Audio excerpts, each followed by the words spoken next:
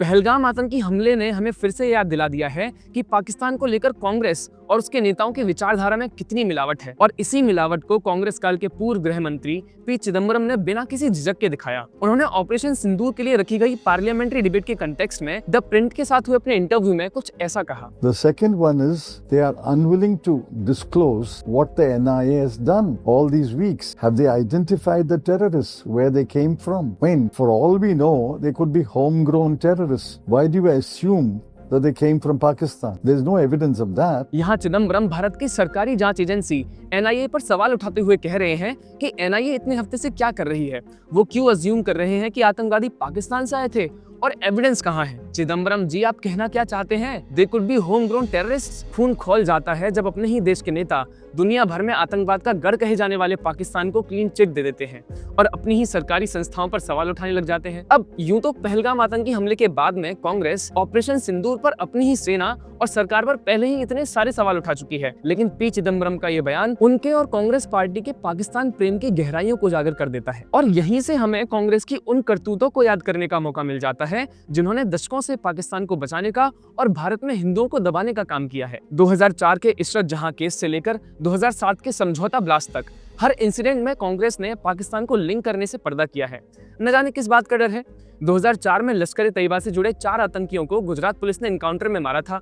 Police ने कहा था कि ये चारों आतंकी हालिया गुजरात सीएम नरेंद्र मोदी को असैसिनेट करने के मिशन पर आए थे और इनमें से एक आतंकवादी इशरत जहां थी। एनकाउंटर के बाद इंटेलिजेंस ब्यूरो ने इंटेलिजेंस इनपुट्स प्रोवाइड किए कि इशरत जहां लश्कर ए तैयबा की ऑपरेटिव थी, लेकिन फिर भी उसको बचाने के लिए तब के होम मिनिस्टर पी चिदम्बरम ने न सिर्फ सरकारी एफिडेविट्स में छेड़छाड़ की बल्कि उस एनकाउंटर को ही फेक बता दिया और उसमें अमित शाह को इम्प्लीकेट करने की कोशिश भी की गई। इसी तरह 2007 में जब पाकिस्तान और इंडिया के बीच चल रही समझौता एक्सप्रेस में बॉम्ब ब्लास्ट हुआ और 68 लोगों की जान चली गई, तो जहां यूएस की इंटेलिजेंस इनपुट्स ने लश्कर ए तैयबा को ब्लेम किया, जो एकदम व्यवहारिक सा लगता है, वहीं सत्ता में बैठी कांग्रेस ने इसे हिंदू टेरर थ्योरी को प्रूव करने का एक टूल बना लिया। सैफरॉन टेरर के नैरेटिव को बढ़ चढ़कर कांग्रेस ने एम्पलीफाई किया। 2008 के मालेगांव ब्लास्ट केस में भी इसी नैरेटिव को आधार बनाया गया, जिसमें कर्नल पुरोहित और साध्वी प्रज्ञा को सालों तक जेल काटनी पड़ी। यही वो केस भी था जिसमें पी चिदम्बरम ने सैफरॉन टेरर को बढ़ चढ़कर एम्पलीफाई किया था। कांग्रेस के नेताओं ने तो 26/11 जैसे बारबरिक आतंकी हमले में भी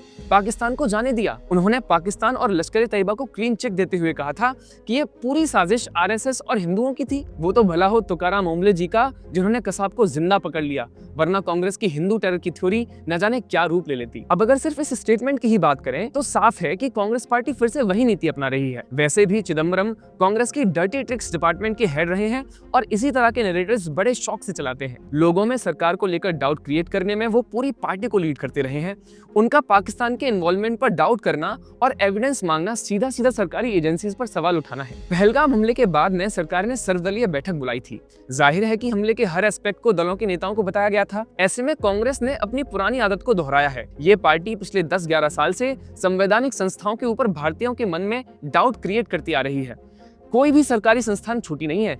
इलेक्शन कमीशन से लेकर रिजर्व बैंक, सीबीआई, न्यायपालिका, सीएजी, सुरक्षा बल और यहाँ तक कि भारतीय सेना को भी इन्होंने नहीं छोड़ा। पर आतंकवाद एक ऐसा मुद्दा है कि कम से कम उस पर तो कांग्रेस पार्टी की सरकार और देश की एजेंसियों के साथ नजर आना चाहिए। पर इस पार्टी के पुराने रिकॉर्ड को देखते हुए ये कहा जा सकता है कि हम शायद इस पार्टी और उसके नेताओं से बहुत ज्यादा अपेक्षा कर रहे हैं। अच्छा, आपका इस पर क्या मत है? हमें जरूर बताइए। नमस्कार।